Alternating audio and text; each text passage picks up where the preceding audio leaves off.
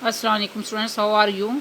I hope you will be fine. Students, today I will teach you English unit number 3, page number 24, glossary. Students, now let us start glossary.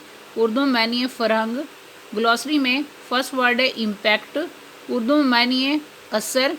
सिनोनियम है impression, influence, effect, powerful, effect. Next word है eager. Urdu में मानिए शौकीन. सिनोनियम है इंथीजिएस्टिक, longing, कीन desire, jealous, कीन. Next word है geared up. Urdu में मानिए तैयार. सिनोनियम है प्रिपेयर्ड, कीन, रेडी, ईगर, आल, सेट. नेक्स्ट वर्ड है इंट्रीगल. उर्दू में मानिए अहम या लाजमी.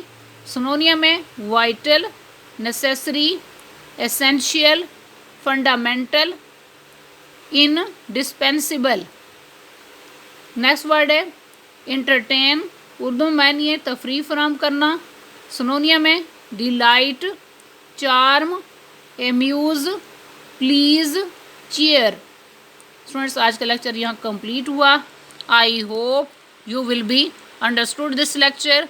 ओके, अल्लाह हाफिज़.